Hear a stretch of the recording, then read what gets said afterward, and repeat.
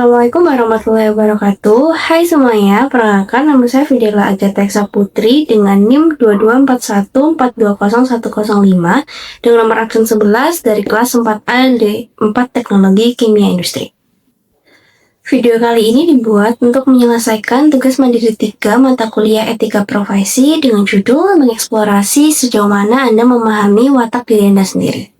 Menurut Dr. Aisyah Dahlan, watak manusia dibagi menjadi 4 kategori, yaitu pragmatis, melankolis, sanguinis, dan koleris.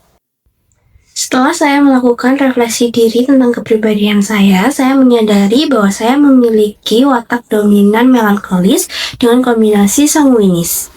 Sebelum saya benar-benar mengetahui tentang watak diri saya sendiri, saya sebelumnya sering merasa bingung terhadap diri saya sendiri. Terkadang saya merasa terlalu serius, terlalu banyak berpikir, dan selalu tidak puas dengan hasil yang telah saya kerjakan. Tetapi di sisi lain, saya juga bisa menjadi pribadi yang sangat ramah dan sangat nyaman ketika berada di lingkungan tertentu.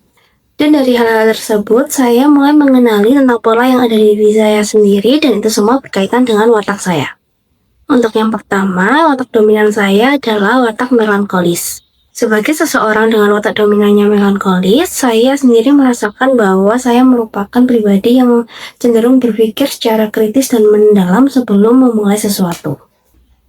Saya tidak terbiasa untuk mengambil keputusan secara cepat dan akan cenderung untuk mempertimbangkan beberapa kemungkinan yang bisa terjadi atas keputusan yang saya ambil. Dalam banyak situasi, saya akan cenderung menghabiskan banyak waktu terlebih dahulu untuk memikirkan keputusan apa yang akan saya ambil, dan saya juga akan menganalisis kemungkinan-kemungkinan yang bisa terjadi berikutnya, sehingga dari setiap proses dan hasil yang saya dapatkan setelah saya melakukan sesuatu itu dapat berhasil dengan baik.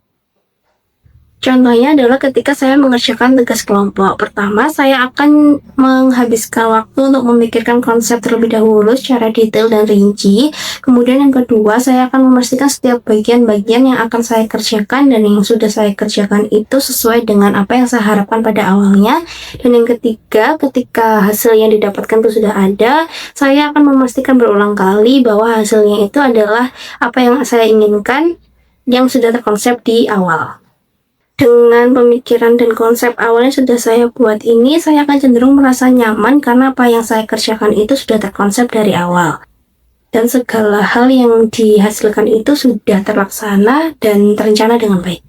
Saya tidak terlalu suka apabila pekerjaan saya ini mengalami perubahan secara mendadak, dikarenakan saya perlu menyesuaikan kembali hal-hal tersebut agar bisa sesuai dengan hasil yang saya inginkan. Itu saya juga menyadari bahwa saya juga memiliki sifat yang perfeksionis, di mana pekerjaan yang telah saya lakukan ini tidak hanya selesai, tetapi juga harus bagus dan sesuai dengan standar yang saya inginkan. Di balik itu semua, ada dampak lain yang juga saya rasakan, di mana ketika hasil pekerjaan yang telah saya kerjakan ini tidak sesuai dengan harapan saya akan merasa kecewa terhadap diri saya sendiri. Bahkan terkadang saya kurang merasa puas walaupun hasil pekerjaan yang sudah saya lakukan sebelumnya itu sudah berjalan dengan cukup baik. Saya juga menyadari beberapa kelemahan dengan watak melankolis saya ini sendiri.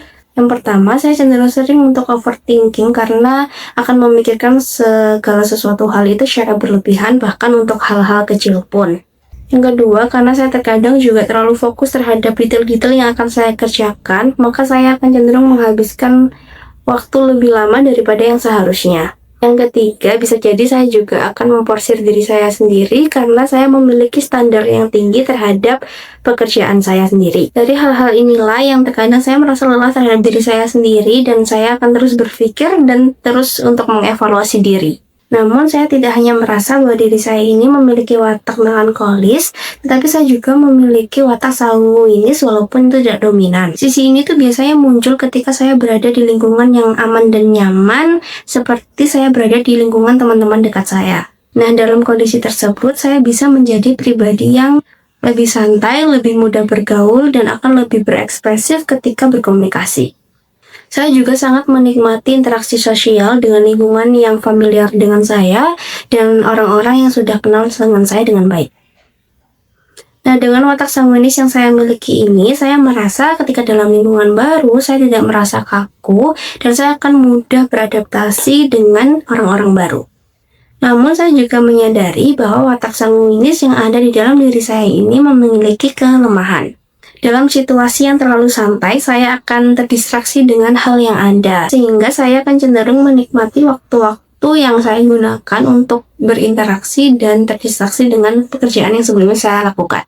Tetapi dari sini saya menyadari dari watak yang saya miliki, yaitu melankolis dan sanguinis, ini memberikan keseimbangan. Watak melankolis yang ada pada diri saya sendiri ini membuat pribadi saya menjadi lebih terstruktur, menjadi lebih teliti dan bertanggung jawab akan pekerjaan yang saya miliki dan diberikan kepada saya. Sedangkan watak sanguinis yang ada di dalam diri saya ini membuat pribadi saya lebih fleksibel, kemudian saya juga mudah beradaptasi di lingkungan baru, serta saya mampu bersosialisasi dengan baik dengan orang-orang yang ada di sekitar saya. Tentunya dengan beberapa kelemahan yang ada di watak saya ini, saya memiliki beberapa upaya pengembangan diri, yaitu yang pertama, saya belajar untuk mengontrol pikiran saya agar tidak terlalu overthinking akan hal-hal yang belum saya mulai. Yang kedua, saya harus merasa lebih percaya diri dengan kemampuan yang saya miliki. Yang ketiga, saya akan mencoba lebih santai untuk menghadapi segala suatu hal yang akan terjadi. Dari eksplorasi ini, saya menyadari bahwa memahami watak yang ada pada diri sendiri itu sangatlah penting. Dengan kita mengenali diri sendiri, kita akan bisa mengembangkan potensi yang ada pada diri sendiri. Kita juga bisa untuk memperbaiki kekurangan yang kita miliki, dan kita bisa untuk selalu mengevaluasi diri untuk menjadi pribadi yang jauh lebih baik daripada sebelumnya. Saya mempercayai bahwa setiap individu itu memiliki watak yang unik. Mereka tidak memiliki sepenuhnya watak yang baik dan watak yang buruk. Yang terpenting adalah bagaimana cara kita mengenali, menerima, dan mengelola watak yang kita miliki dalam kehidupan sehari-hari. Baik, sekian dari saya. Terima kasih sudah mendengarkan video ini sampai akhir. Terima kasih. Wassalamualaikum warahmatullahi wabarakatuh. Bye-bye.